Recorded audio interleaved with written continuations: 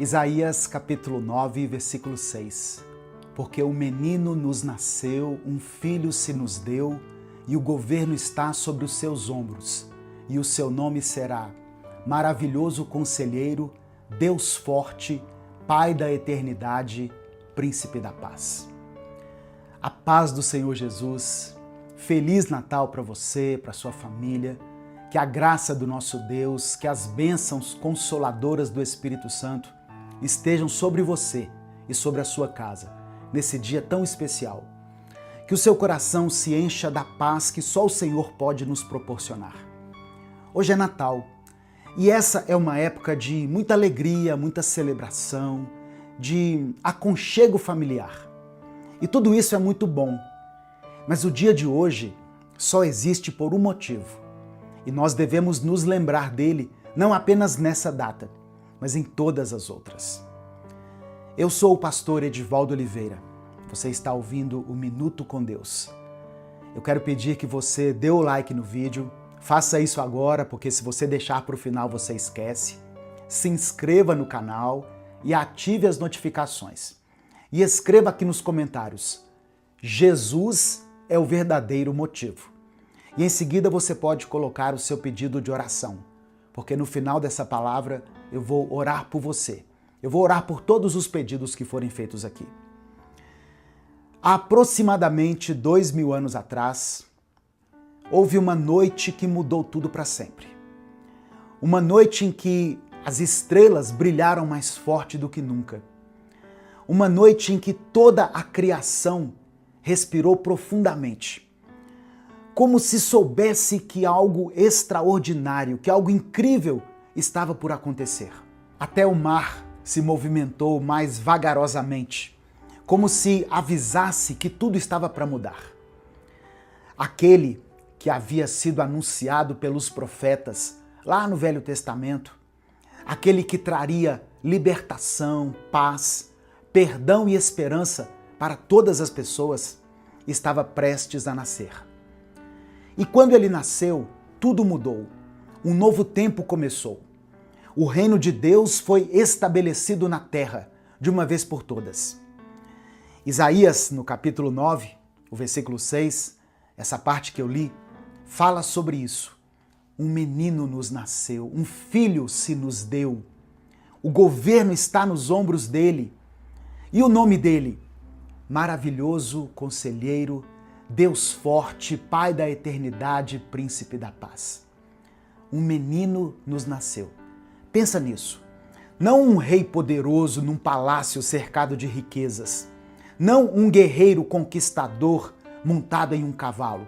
Mas um menino, um bebê indefeso, nascido numa manjedoura humilde, cercado pelos animais, visitado por pastores simples.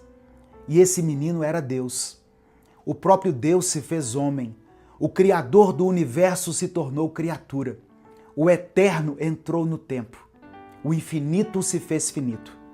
E ele fez isso por amor a você, por amor a mim, por amor a toda a humanidade. O nascimento daquele pequeno menino trouxe consigo o poder de derrotar a morte, o poder de reconstruir a ponte que havia sido quebrada pelo pecado, a ponte que nos conectava a Deus, que nos dava acesso ao Pai. Quando Jesus nasceu, ele trouxe consigo tudo isso e muito mais. Ele nos reconciliou com o Criador. Ele nos ensinou a amar o nosso próximo como a nós mesmos. Nos ensinou a orar da melhor forma. Ele nos deu pão, ele nos deu vinho. Ele olhou nos nossos olhos e nos chamou para sermos um só com Ele.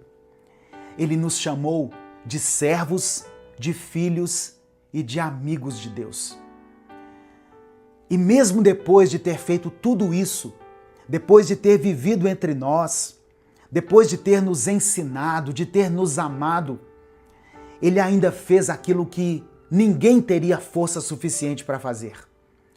Ele se entregou à morte, Ele se entregou numa cruz para nos libertar do pecado de uma vez por todas, para nos garantir a salvação e nos dar a vida eterna. Jesus nasceu para morrer por você, Ele veio ao mundo sabendo exatamente o que iria acontecer. Ele sabia que seria traído, que seria açoitado, que seria crucificado. E mesmo assim ele veio. Sabe por quê? Porque ele te ama. Porque eu e você valíamos a pena para ele. Então, o que é o Natal de verdade? O Natal não tem a ver só com presentes. Aliás, não é sobre presentes embrulhados com papel brilhante. Não é sobre árvores enfeitadas com luzes coloridas. Não é sobre ceias fartas com toda a família reunida. Tudo isso é muito bonito, é muito bom, mas não é o que o Natal realmente é. O Natal é sobre Jesus, apenas sobre Jesus. É sobre o amor incondicional de Deus por você.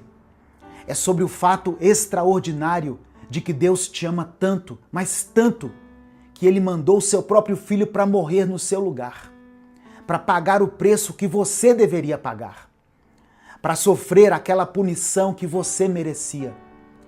O Natal é sobre salvação, é sobre vida eterna, é sobre esperança verdadeira. E essa é a mensagem que nós precisamos lembrar, não apenas hoje, nesse dia 25 de dezembro, mas todos os dias do ano. Jesus é o verdadeiro motivo. Não apenas do Natal, mas da nossa vida inteira. Ele é a razão pela qual nós estamos aqui. Ele é a razão pela qual nós temos esperança quando tudo parece perdido. Ele é a razão pela qual nós podemos ter paz verdadeira, mesmo quando nós estamos passando por dificuldades, mesmo quando nós estamos enfrentando as tempestades da vida. Talvez você esteja passando esse dia com toda a sua família reunida aí ao redor da mesa. Talvez você esteja passando com seus amigos mais queridos.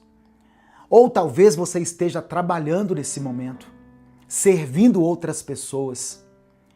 Talvez você esteja sozinho, longe de quem você ama. Mas onde quer que você esteja nesse momento, com quem quer que você esteja, ou mesmo se você estiver sozinho, que o verdadeiro motivo da sua alegria seja Jesus Cristo. Porque Ele é o único que pode te dar a alegria verdadeira. Uma alegria que não depende das circunstâncias externas, não depende de quem está ao seu redor. Uma alegria que permanece mesmo quando tudo ao redor está difícil. É a alegria que vem de saber que você é amado, que você é amada por Deus. Nesse Natal, meu querido irmão, minha querida irmã, que o seu coração se encha de profunda gratidão a Jesus Cristo. Que a sua vida se ilumine com a certeza inabalável de que você pertence a Deus. Que você tenha certeza de que é amado incondicionalmente, que você é completamente perdoado e já foi aceito como filho de Deus. Não por nenhum mérito seu, mas pela graça, por amor, porque Deus te escolheu. Uma única noite mudou a história da humanidade para sempre.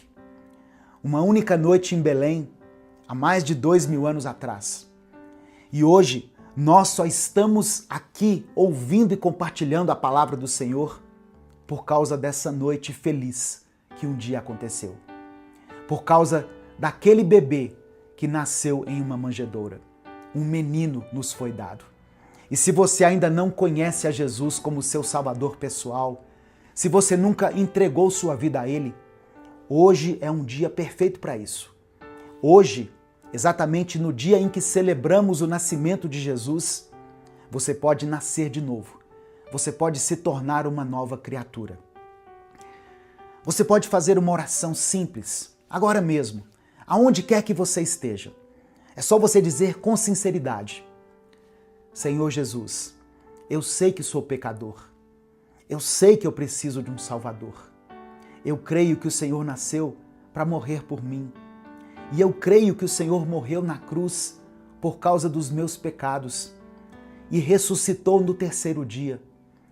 Eu te peço para me perdoar de todos os meus pecados e me salvar. Eu me arrependo e eu recebo a Ti como meu Salvador e meu Senhor.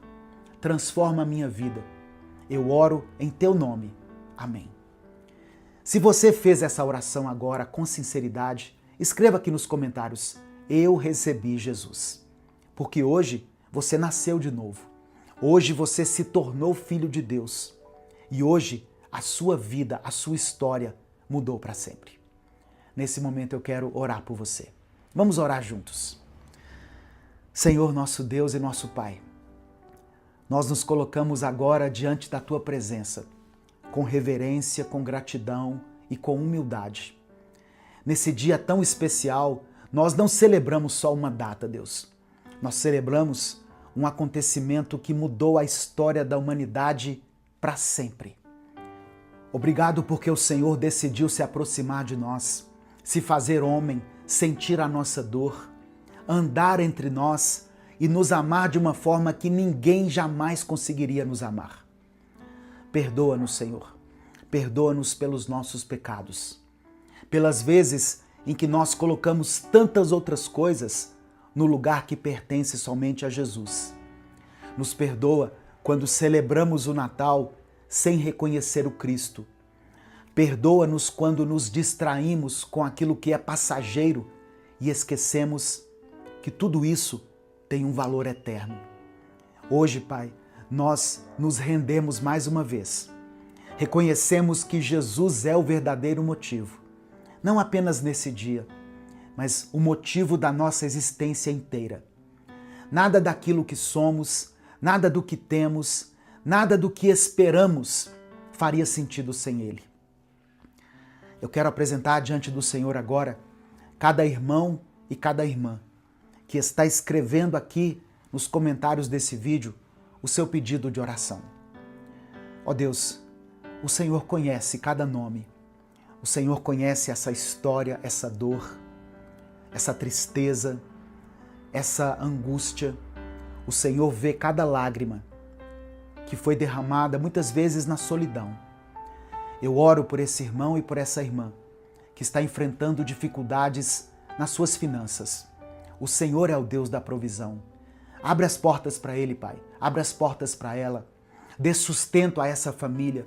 Traz paz e direção a esse coração que está preocupado com o dia de amanhã. Eu oro por essa pessoa que está lutando contra as enfermidades, seja no corpo, na mente ou na alma. Estende a tua mão poderosa sobre ela. Traz cura, restauração, força e alívio. Que essa pessoa sinta agora a tua presença, trazendo esperança para ela.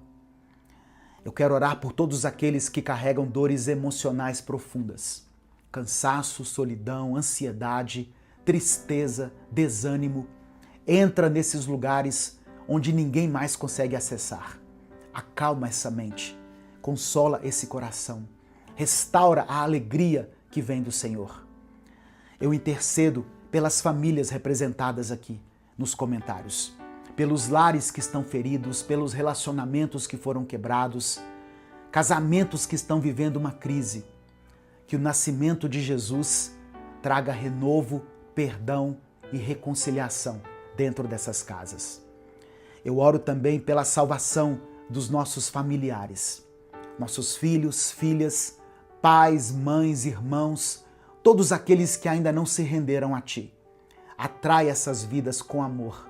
Remove toda a cegueira espiritual. Que aquele mesmo Jesus que nasceu em Belém nasça também no coração de cada um. Ó Deus, que esse Natal não seja mais só uma celebração, mas que seja um divisor de águas, um marco, que cada pessoa que foi alcançada por essa palavra compreenda profundamente que Jesus é o maior presente que alguém pode receber. Eu coloco todos os pedidos de oração em tuas mãos e eu confio que o Senhor vai atender a muitos pedidos que foram feitos aqui. Talvez não atenda a todos, mas atenda a muitos, segundo a tua vontade. É no nome de Jesus que eu oro e por isso, desde já, te agradeço. Amém. Todos nós do Ministério Minuto com Deus queremos desejar a você e a toda a sua família um feliz e abençoado Natal. Amém? Se você quiser apoiar o trabalho que nós fazemos aqui no Minuto com Deus, seja membro do canal ou nos apoie através da nossa chave Pix, que está na descrição do vídeo e no comentário fixado. Minuto com Deus é um projeto evangelístico independente e o seu apoio tem feito toda a diferença no trabalho que nós fazemos aqui. Jesus é o verdadeiro motivo do Natal e o verdadeiro motivo da nossa existência. Então celebre essa verdade. Compartilhe essa mensagem com seus grupos, com as pessoas que você conhece. Deus te abençoe. Eu sou o pastor Edivaldo Oliveira. Esse foi mais um Minuto com Deus. Se esse vídeo chegou até você, eu creio que isso não foi por acaso. Talvez Deus esteja te chamando para dar um próximo passo na sua caminhada de fé. Meu nome é Edivaldo Oliveira. Eu sou pastor, teólogo, escritor e conferencista. Eu também sou o criador do canal Minuto com Deus, que está no ar há mais de 10 anos. Há muito tempo eu tenho observado uma coisa. Pessoas que amam a Deus, mas que vivem cansadas, ansiosas e sobrecarregadas em áreas importantes da vida. Muita gente ora, lê a Bíblia, frequenta a igreja, mas vive no limite emocional. A pessoa ama a Deus, mas não consegue ter uma vida organizada.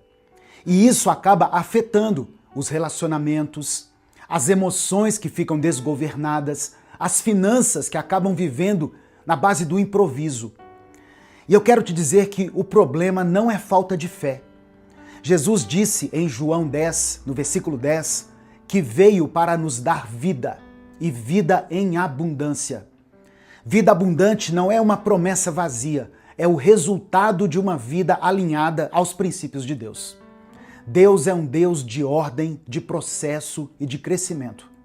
E foi pensando nisso que nasceu o método Vida Abundante.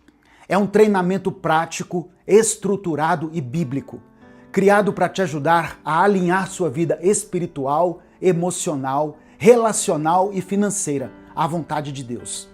Não é autoajuda, é Bíblia aplicada à vida real.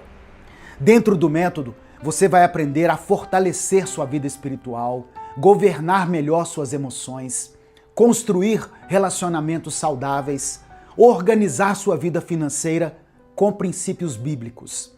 Tudo isso de forma clara, prática e no seu ritmo. Eu não estou te prometendo uma mudança instantânea. Não é fórmula mágica, mas você pode viver uma transformação consistente à medida em que você aplica os conhecimentos do método. Quando a raiz do problema é tratada, os frutos aparecem. Mais clareza, mais paz, mais direção, mais equilíbrio. Se enquanto você me ouvia, alguma coisa falou forte aí dentro do seu coração, não ignore. Logo abaixo desse vídeo tem um link para você se inscrever no Método Vida Abundante. Clica nesse link, faça sua inscrição e comece hoje mesmo essa jornada de crescimento e transformação. Que Deus te abençoe ricamente. Eu espero caminhar com você nessa jornada. Enquanto eu preparava essa reflexão, eu me lembrei dessa passagem que está em Provérbios capítulo 4, verso 23. Se você estiver com a sua Bíblia, abra ela. Provérbios capítulo 4, verso 23. Olha só aqui, a Edivânia escreveu assim, olha, o meu coração está na constância da saúde da minha filha, que é especial. É isso. É disso que nós estamos falando, irmãos. Não são coisas, são pessoas, são vidas. Não é dinheiro. São valores, são princípios eternos. Tem coisas que o dinheiro não paga, o dinheiro não proporciona. Provérbios capítulo 4, verso 23, está escrito assim: acima de tudo, guarde o seu coração, pois dele depende toda a sua vida.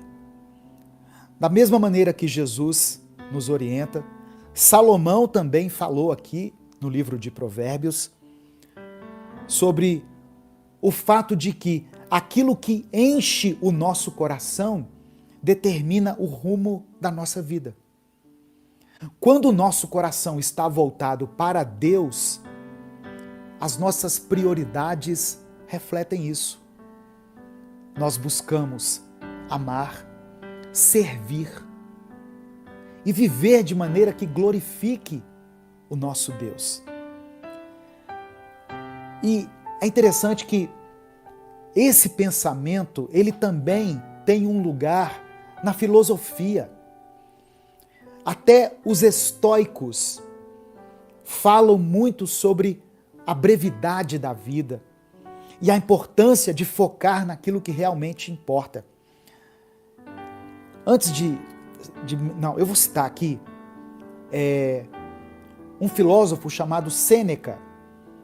Ele fala sobre a brevidade da vida e ele incentiva o quê? A sabedoria de viver com propósito e não desperdiçar o tempo com coisas fúteis. Sêneca, um filósofo, ressalta a brevidade da vida e ele nos incentiva a buscar sabedoria. Mas voltando para a palavra, o apóstolo Tiago, no capítulo 4, versículo 14, diz uma coisa muito interessante. Ele fala assim: vocês não passam de neblina, que aparece por um pouco de tempo e depois se dissipa. A vida é passageira. A vida é passageira. Se nós vivermos 100 anos, nós podemos glorificar a Deus. E eu acho interessante que eu estava vendo algo sobre as lembranças. Você sabe o nome da sua avó, do seu avô? Talvez você saiba o nome da sua bisavó, do seu bisavô, talvez. E com certeza você não sabe o nome da sua tataravó, do seu tataravô. O que eu quero dizer com isso? Daqui a algumas gerações, daqui a 2 ou 3 gerações, ninguém vai lembrar sequer o seu nome. A não ser que você seja uma grande figura da história, da arte, da cultura. Mas daqui a 2 ou 3 gerações, ninguém se lembrará sequer do seu nome.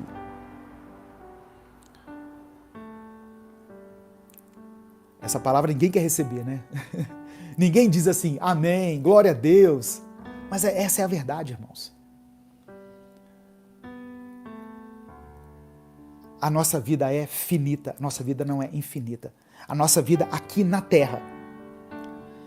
Por isso que nós entendemos, quando a gente lê a palavra de Deus, quando a gente crê em Deus, quando nós cremos em Jesus, esse tipo de conversa que eu estou tendo aqui hoje com você é um alento para quem crê na vida eterna.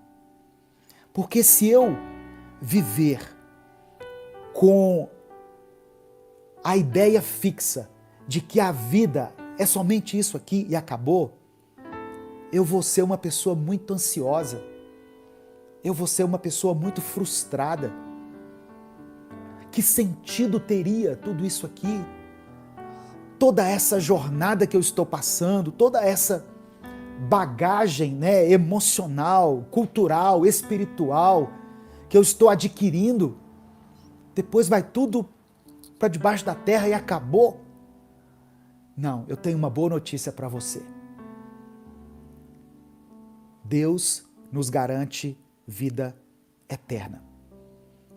Por isso, o tesouro que Ele nos convida a acumular está diretamente ligado à nossa salvação e ao nosso relacionamento com Deus. A vida eterna é o maior presente que nós recebemos quando nós cremos em Jesus. Quando você crê em Cristo, quando você crê em Jesus como o Filho de Deus, como o Senhor e Salvador da sua vida, você receberá a vida eterna. Amém? Se o Espírito Santo falou com você através dessa palavra, dê o like no vídeo, se inscreva no canal e ative as notificações. Quer assistir a mensagem completa? Clique aqui no link que está na descrição do vídeo. Que Deus abençoe a sua vida em nome de Jesus. Nós não podemos fazer a obra de Deus de qualquer jeito. A gente tem que se dedicar, não é verdade? Mas olha o que diz o texto de Ezequiel 34. Eu vou ler na NVI. Ezequiel 34, do verso 1 ao verso 11. Veio a mim esta palavra do Senhor. Filho do homem, profetize contra os pastores de Israel. Repare aqui na palavra contra. Profetize contra os pastores de Israel. A gente tem a mania de achar que a profecia é só coisa boa, não é? Eu vou profetizar sobre a sua vida, que as portas de emprego vão se abrir. Amém. Você vai ser curado, seu casamento vai ser restaurado, sua vida vai às mil maravilhas. Amém. Essas profecias eu recebo. Mas a Bíblia tem umas profecias que o negócio não é muito bom, não. Mas são promessas que estão contidas na Bíblia.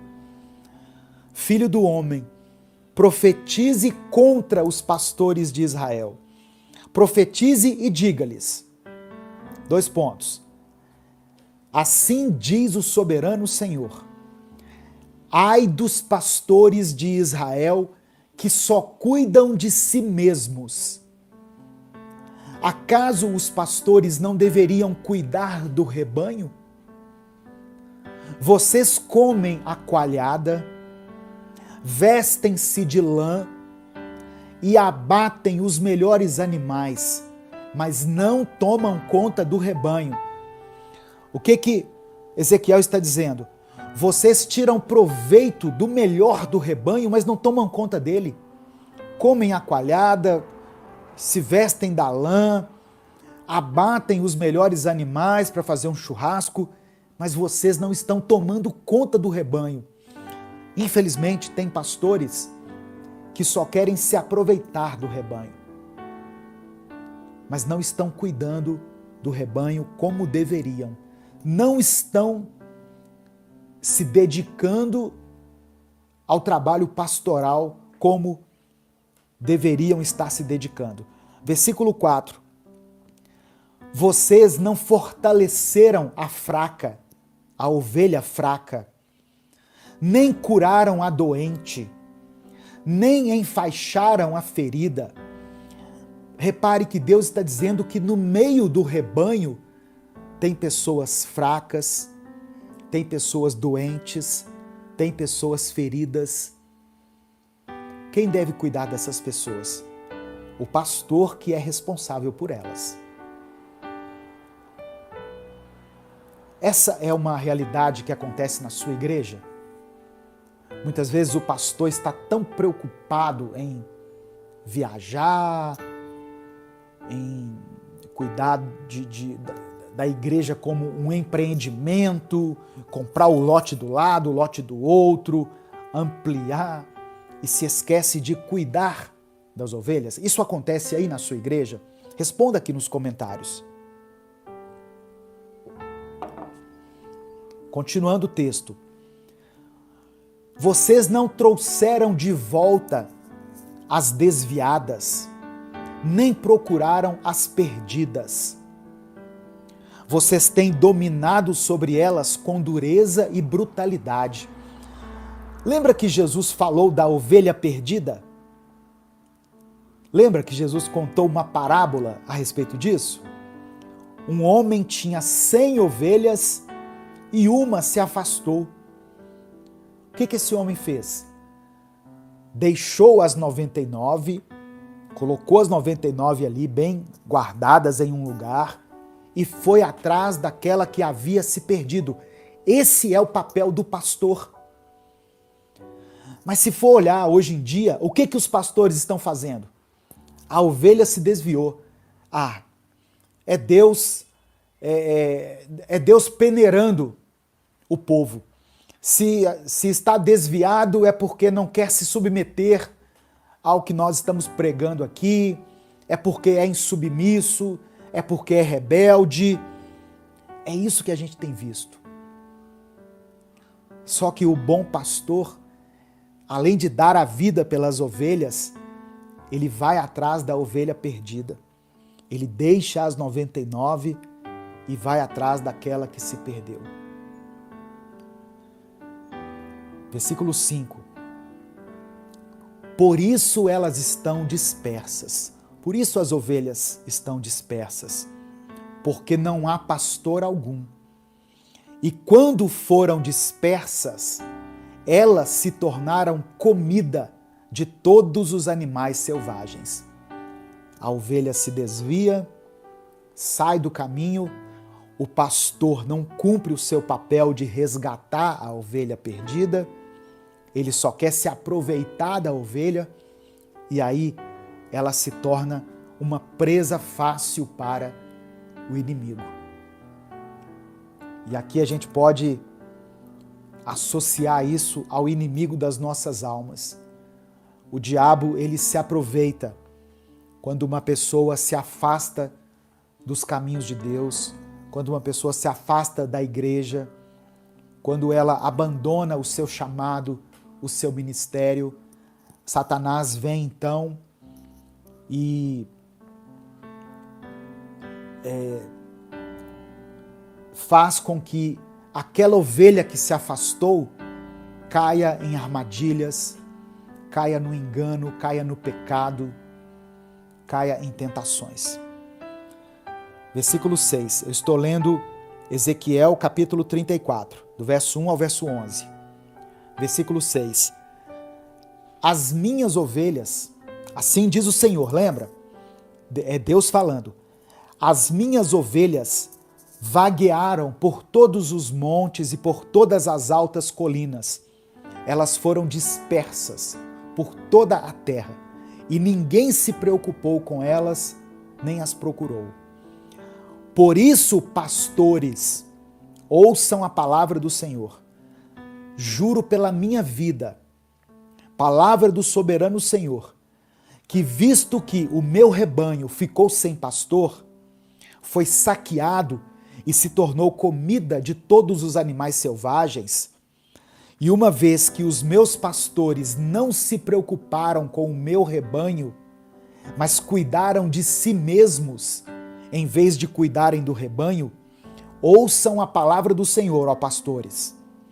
Assim diz o soberano Senhor: estou contra os pastores e os considerarei responsáveis pelo meu rebanho. Ou seja, o sangue desses que se perderam e que não foram socorridos, o sangue dessas pessoas está nas mãos dos pastores. Eu lhes tirarei a função de apacentar o rebanho, para que os pastores não mais se alimentem a si mesmos. Livrarei o meu rebanho da boca deles, e ele não lhes servirá mais de comida. Porque assim diz o soberano Senhor: eu mesmo buscarei as minhas ovelhas e delas cuidarei. O que Deus está dizendo aqui? Eu coloquei pessoas responsáveis por cuidar das minhas ovelhas. A Bíblia diz que Deus escolheu alguns para pastores, apóstolos, profetas, evangelistas, mestres, não é verdade? Alguns. Então, algumas pessoas foram incumbidas dessa missão. Só que quando essas pessoas não desempenham com zelo aquilo que lhes foi incumbido, Deus retira a função dessas pessoas. E Deus promete que Ele mesmo buscará as ovelhas e cuidará delas. As ovelhas não vão ficar sem cuidado, mas o pastor vai perder o cargo, o pastor vai perder a função, o pastor vai perder a unção. É isso que a palavra está dizendo. Amém? Eu sei que é uma palavra dura, uma palavra para a gente começar a semana assim, né? Já engasgando, mas eu até coloquei uma camisa mais florida, né? Porque hoje começa a primavera, para que você receba no seu coração, receba no Espírito essa palavra. Se você é pastor, receba essa palavra no Espírito. Se você não é pastor, mande lá para o seu pastor, mande isso para o seu pastor, para a sua pastora, para o dirigente aí da sua igreja. Irmãos, pastor foi levantado por Deus para pastorear. Ele pode pastorear através de pregações, que é o que eu faço aqui. Eu prego a palavra de Deus todos os dias. De uma forma indireta, eu estou pastoreando aqui algumas pessoas. Tem pessoas que eu abro a live aqui, eu já identifico como pessoas que são assíduas aqui nas transmissões.